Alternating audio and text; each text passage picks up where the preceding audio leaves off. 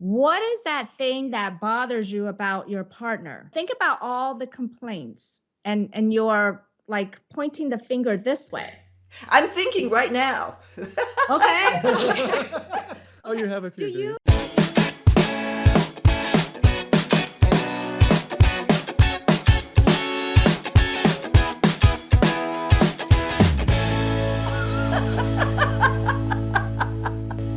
Thank you so much for joining us today on Second Act TV. I am so happy to welcome back romantic relationship coaching team, Jim Griffeth and Emily Liu, the founders of the Epic Love Institute. Jim, Emily, thanks for joining me again.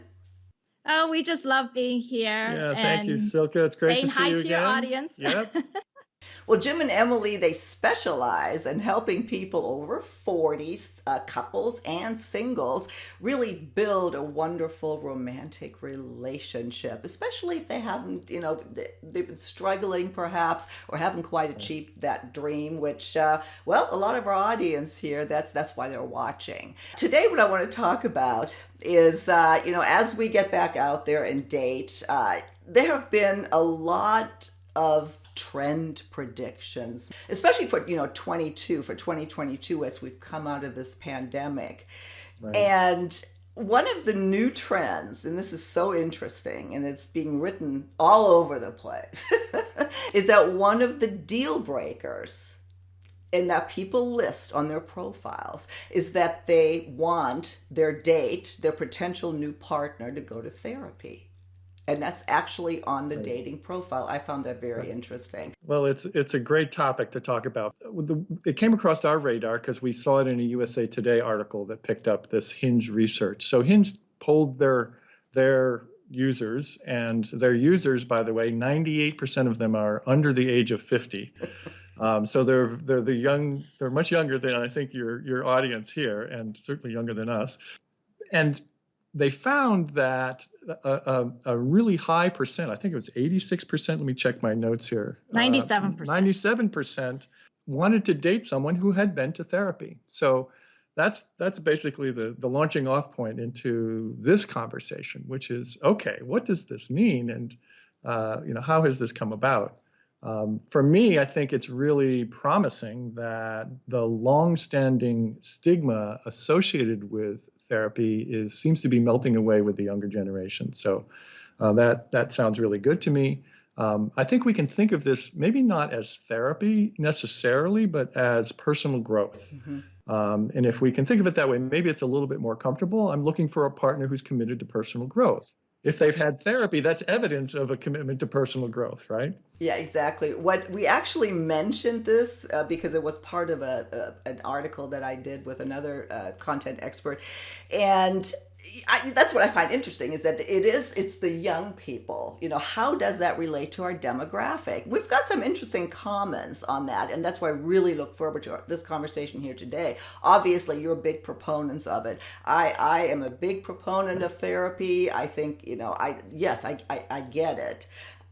I find it interesting to make it a requirement. I think that's where people of our generation, not you, we're I don't know, they don't quite get it. Okay, you know what? I think the best way to illustrate this is a requirement thing. Okay, let's put aside the judgment of requirement and let's hear a story of what this really means. So we'll share our story and then we'll share the story of a real client we work with where it was imperative that they have therapy. Right. Otherwise, they were going to get a divorce.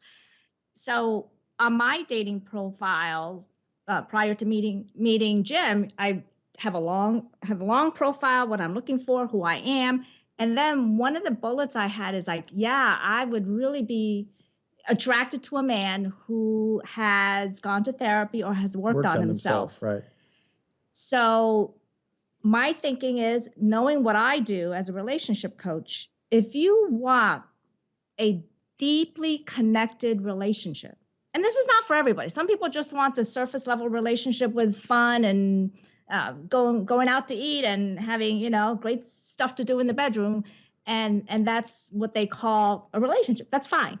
But for those of us that want to really see the inner workings of someone, You have to know yourself. It's another level of intimacy, in other words, that we're really thinking about. And when I read that in Emily's profile, it's like, yeah, okay, so this is an evolved woman. And oh, by the way, I have been to therapy and I've done work on myself. So that felt comfortable. I can imagine that if I hadn't, it might have been a little off-putting.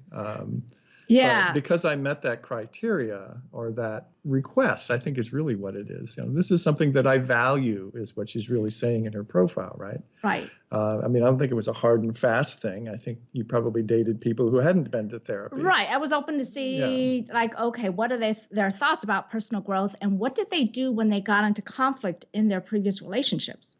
Did they go to therapy? That would be the line of inquiry. So with us, our first date was a 3-hour Zoom date. This is the age of COVID, right? Yeah, in 2020. And then we met for in-person date 2 days later. And that's when you decided I felt to comfortable reveal. enough telling her. I mean, I think somewhere along the way you had heard, or I had said that I had been to therapy, but we wanted to talk about it a little bit more. And I mentioned to her that I'd been seeing a therapist, and she practiced using this model called internal family systems, which Silke, you and I and Emily have talked about before. And I nearly fell out of my chair. I just wanted someone who's been to therapy, but like the therapy and the methodology that I'm trained in, and from what? Yeah, no, that was a huge coincidence. That she knew inside out, right? So immediately we had this common language, and we were able to, start having a relatively intimate conversation about our parts. This is our first date, right? In-person date, after a 3-hour Zoom date. Right. Yeah. So I think you guys are the exception, though. I really think you're the exception. We probably are the exception. What you're talking about is this is meant to be. You two are meant to be. By the way, you're engaged now. We are engaged. What I really want you to help us understand. I know. Congratulations. I'm so happy for you. I really want you guys to help us understand, us meaning me and the audience, is that, and I think I've come from this. I mean, I have a psychology background, but you go to a therapist when something is wrong. And wouldn't it be great if even our generation, like this younger generation is apparently doing, making that leap, that it's working on yourself, it's improving. Well, I think that's the critical idea, is that, we've been conditioned, and part of this is sort of the mental health and insurance industry that's pathologizing our behaviors, right? Okay, so you're depressed, we're going to treat you with a drug, or you're, psychotic, and we're going to put you in an institution. That is not the kind of therapy that we're talking about. What we're really talking about is understanding yourself. What made you looking more deeply inside to understand what makes you who you are, why you are the way you are, what's the motivation that's happening inside your brain subconsciously for the most part until you start looking at it. What's really going on inside it, and when you have that understanding, you're able to connect with another person by sharing that understanding, and that's a very deep level of intimacy. Yeah. Do you think people are thrown by the word therapy? Exactly. Yes, it has so many different connotations. It's illness, right? I mean, that's kind of the first connotation. Something's wrong with me if I have to go to therapy. But nothing's wrong with me if I really want to improve myself, right? I mean, that's a good thing. So that's the way that we think about it. This is about personal growth and self-improvement. Yeah. And I think this is best illustrated with an actual client story. Okay. It was a long distance relationship. So they didn't have, living together for 24/7. And then after they moved in, this is when the problems started, because he is like so in love with her. Now he wants a lot of physical touch. He's an extrovert. Right. He wants to hug her all the time, attention all the time. Whereas for her, she's an introvert and she grew up differently. She needs her space. And he doesn't understand when she needs her space and when she wants to be left alone. We drilled down on this and, went into really understanding how it is that they are the way they are. We helped them see that, it's because he was abandoned by his parents when he was 5, that he is starved for physical connection. He was starved for the comfort of that physical connection because he never got it as a child. And then we dug into her story. And it was really telling as well. She grew up in a very loving family where She wasn't there was all abandoned. the physical connection and hugging and affection that a kid could want. But it was a very crowded household. She never really had space to herself. This idea of having space translates to being alone and having time to herself, to be in peace. You end up with opposing needs, and then that's where she shut down. He got even more He was confused. Why are you not interested in holding hands? This is what we should be doing. Yeah. Well, it's a great example of understanding yourself. Right. How the importance of understanding yourself, and then and just having that mindset to want to understand where your partner's coming from. Yes. I mean, it is even for me, who I'm all about this. Shoot, I have this channel on, this is basically therapy. You do have this channel, but it is a leap to from there's something wrong, you go to counseling or to therapy when there's something wrong with your relationship, to God, let's just get better. It would be wonderful if we could get there, especially in life after 50, when you're starting over. Maybe it's in a long-term marriage. You have so many established patterns. Sometimes that is difficult to break unless both people want to. But starting over, it's you kind of have a clean slate, right? Right. Yeah, exactly. And I think that, for whatever reason, maybe it's because young people are more exposed to adults who have had therapy and they see the benefits of that therapy. Therapy, or they're on YouTube if you think about this as a generational thing. Yeah, I think YouTube that has all the personal education channels on YouTube. Yeah, that might be more appropriate. And when we were growing, we didn't have YouTube to go to. Let me find the answer to this relationship problem. All we had was our parents as role models and other adults in our lives, right? And some of them were not role models. So they can see things more broadly than we were able to at that age. Well, and they don't have the stigma. I mean, or exactly. And I'm generalizing, but they don't see the stigma the way it was really quite imposed on us. Yeah. One Flew Over the Cuckoo's Nest. Yes, great movie, one of my favorite movies. But that's what we associate it with. And then the other thing that I was thinking, if you have mental illness in your family, and my goodness, that's rampant, but people don't even understand how rampant mental illness is, and we didn't talk about it. So this is a really, really big leap, I think. I think it's absolutely in the right direction. I just want to acknowledge it's a big leap and encourage people to maybe think about why. Yeah, think outside the box. We've been conditioned for so long to think of therapy in a certain way. I think it's important for us to sort of take a step back and maybe reframe this as something more along the lines of, this is really me understanding myself better. So here's a question I would invite your viewers to think about. Okay, think about previous relationships, or think about your current relationships. If you're married, what is that thing that bothers you about your partner that has you judging them? Mm-hmm. He's so needy, or he is in his cave. He won't open up to me. And so think about all the complaints, and you're like pointing the finger this way. I'm thinking right now. Okay. Oh, you have a few. Do you understand? Do you understand your partner to the depth through which we just described this couple? Yeah. Do you know, let's say if it is like that guy who needs constant affection, do you know where that's coming from?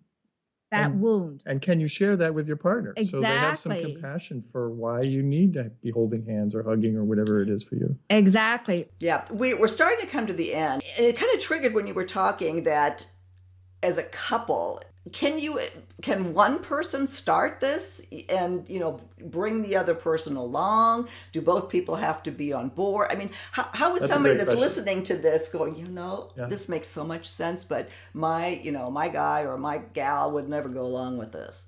What can they do? They can model it. That's the thing that's nice. One partner can start this by themselves, and by showing the results of understanding themselves more fully, as that shows up in their relationship in greater intimacy, they can attribute that to this personal growth path that they're on. And maybe that will change the attitude in their partner. Yeah. And in that one person that is seeking to understand themselves, we actually teach them how to communicate from a vulnerable place. Right. So the communication to the partner is going to change. And when we communicate, it just takes one person to change the tone and the energy, because then the other person responds to that new tone and energy. So that can start the process. Right. And then you can, here are 2 words people should never say when they're in a relationship, especially or to in a heated anybody. Situation, right? They should never say, "You should." Why? Or like, "Why don't you?" Don't you? Mm-hmm. Do not. If you say those words, nothing else you say behind that is going to be heard. You should go to therapy. No. Lots to think about. I think this is really an interesting topic. I will link to all of your information as usual. If you want to get in touch with Jim and Emily, I would encourage you to do so, especially if you heard something here that maybe triggered something that you need in your life or your relationship. Leave us your comments on this. Jim and Emily love to interact. Absolutely. Yeah, we love to get the comments and respond. We try to respond to all of them. Yes, you do. You're really, really good at that, and we all appreciate it very much. So there's a lot more that I want to talk with you about today. Let us sign off from this segment and get on to another really important topic. Thanks so much, and we'll see you next time on Second Act TV. Thank you, Silke.